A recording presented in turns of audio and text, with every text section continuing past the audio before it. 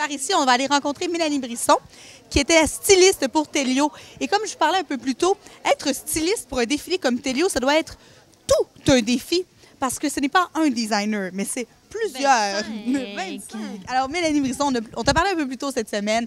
Donc, comme je disais, 25 designers, 25 jeunes designers qui veulent se mettre de l'avant naturellement parce que c'est un concours, qui ont sûrement déjà leurs idées, mais comme c'est la première fois qu'ils font ça, peut-être que leurs idées sont pas les meilleures et là, il faut leur dire. Donc, comment ça se passe être styliste pour Télio? Bien, en fait, c'était vraiment un méga gros défi parce que ça fait 2 mois et demi que je travaille là-dessus. Et j'ai reçu les croquis il y a 1 mois, mais j'avais déjà fait la direction artistique sans voir les croquis. Donc, je savais que le thème, c'était rouge. C'est tout ce que je savais. Puis, il y a des étudiants qui sont très ambitieux et que leurs idées, c'est pas tout le temps les meilleures. Fait qu'il faut s'organiser pour que ce soit beau, que ça se tienne debout.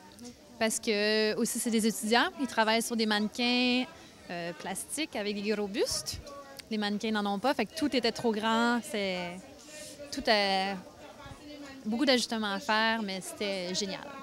Et est-ce que tu avais des divas? Est-ce qu'il y a des étudiants qui sont des divas et qui t'ont fait des crises? J'ai pas dealé du tout avec les étudiants. Je les ai même pas vus. Ah?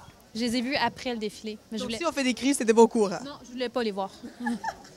Je voulais pas avoir 25 personnes de plus dans le backstage. Donc, là, tu disais qu'il fallait replacer les vêtements sur les mannequins. Est-ce que tu devais aussi t'occuper de tout ce qui était bijoux, accessoires? Oui, oui. Donc, comment tu as choisi les bijoux, accessoires sans avoir vu les vêtements? Bien, en fait, le thème, c'est le rouge. Fait que ça laissait place à l'amour, la haine, peu importe. Moi, mon thème, ça a été la planète rouge. Je voulais une ambiance super chaleureuse. Tous mes bijoux sont très, je sais pas, j'ai pris de l'or et du bois. Donc, c'est très down to earth. Puis, ben c'est ça. En fait, j'ai fait faire les bijoux en bois et en or en leur donnant mes inspirations. Donc, c'est ça que ça a donné. Et là, on vient de voir le résultat, un défilé de 25 jeunes designers. Est-ce que tu es fière de toi? Et si c'est à refaire, qu'est-ce que tu ferais pareil et qu'est-ce que tu ferais différemment? Oui, je suis fière de moi. Ben, tout s'est vraiment très bien passé. J'étais super organisée. Mes assistantes étaient top shape. Fait que je referais pareil. Une question qui est peut-être pas super gentille, mais peut-être que oui. Est-ce que tu aurais choisi le même gagnant, oui ou non? Oui, c'était mon préféré du début. Pourquoi? Juste le croquis en partant était magnifique. C'était le croquis le plus créatif et il y avait une super belle histoire en arrière du vêtement. Le vêtement était magnifiquement dessiné. Le talent qu'il y avait derrière le design, c'était incroyable. Puis c'était très beau aussi. Donc, tu crois qu'Alexandre a des chances de percer dans le monde de la mode à la fin de ses études? Alexandre a tout pour s'en aller loin. Selon toi, quels sont les critères pour devenir designer? Quand tu regardes ces étudiants-là, qu'est-ce qui te dit que oui, il va réussir ou non, il ne réussira pas?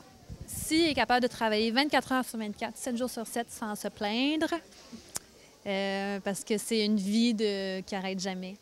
Tu es tout le temps en train de travailler. Donc, quelqu'un qui aime faire la fête beaucoup, c'est peut-être pas une vie pour lui. Quelqu'un qui n'est pas assidu, qui n'est pas à son affaire, c'est pas nécessairement une vie pour lui non plus. Puis je sais qu'Alexandre, il est super structuré dans son travail.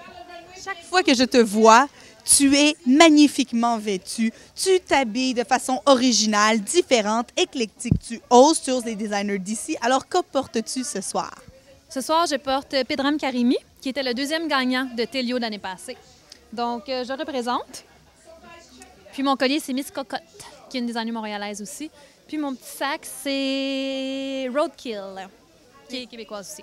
Merci beaucoup d'être encore venu nous parler à la Web Télé. Et d'encore m'interviewer.